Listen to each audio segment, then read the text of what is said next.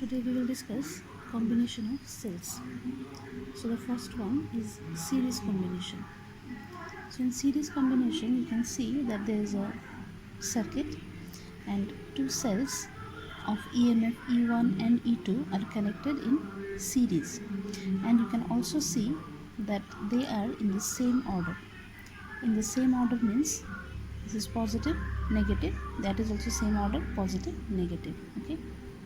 Now this EMF or this cell, it has an internal resistance, and generally when we draw the cell we draw the internal resistance outside the cell, but actually this resistance is inside it. Similarly, R2 is the internal resistance for this cell.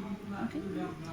Now suppose the total current coming out of this two battery is I, and this is the external resistance. So when this current I passes through the external resistance, the current will remain same, because we know that in series the total current remains same. So this formula we can write that current in the circuit is equal to EMF by resistance, because we have the formula V is equal to IR. So I will be equal to V by R. So here V is nothing but that is the EMF of the cell, not the terminal potential difference, but we are taking EMF of the cell. So EMF of the cell by resistance. Now EMF of the cell means when we are finding the combination, so this EMF will be the total EMF present in the cell.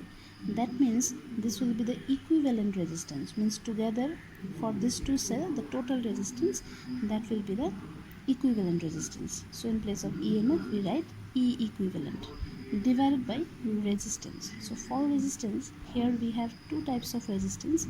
One is the external resistance and two are the internal resistance. So the external and both all are in series actually. So this external resistance, so total resistance will be external resistance capital R plus the equivalent internal resistances. So here two resistances are there, so they are equivalent, one be represented by Req. Okay. Now suppose V1 and V2 are the potential differences across cell E1 and cell E2. Okay, because they are in series, and in series we know that the potential is different. So for E1 across these 2 points, if the potential is V1, then for E2 the potential difference is V2. Then total potential difference across AB, how much it will be? V1 plus V2. V1 is the potential difference across this cell, V2 is the potential difference across this cell. So total potential difference will be V1 plus V2, this one. Alright. Now if you remember, while discussing about EMF, I gave you one formula that V is equal to E minus IR. Alright. So here in place of V1 we can write E1 minus IR1. I will remain same for both the cell because they are in series. Plus for V2 we can write E2 minus IR2. Okay. From this to E1 plus E2 we can write, then minus we have taken common, minus I, then inside bracket we will have R1 plus R2. Okay. Now this is the total or equivalent potential difference. Okay, so V equivalent. Now suppose instead of this two cell, if you consider the equivalent circuit for this, how it will be? The circuit will be like this. The equivalent one means we have combined both the cells and we have got only one EMF after combining. Okay, so that is the equivalent EMF. So the circuit will be something like this. There will be one resistance, okay, and external resistance will be there. So external resistances are this, equivalent internal resistance is what? R equivalent. All right. And combining both the cell, the EMF that we get here for one cell, that is what? It is E equivalent. All right. So for this cell, we have this formula V equivalent is equal to what? it is E equivalent minus I into R equivalent, alright, because we are applying this formula for this cell, alright. So V will be V equivalent, E will be E equivalent minus I R equivalent. This is given equation number 2. Now if you compare these two, you can see that E equivalent is this value and R equivalent is this value, okay. So E equivalent is E1 plus E2 and R equivalent is R1 plus R2, correct. Now this is for two cells. So simply this thing already we know that when two resistances are in series, their equivalent will be obviously the summation of these two. And when two cells are in series, then in series means in order also.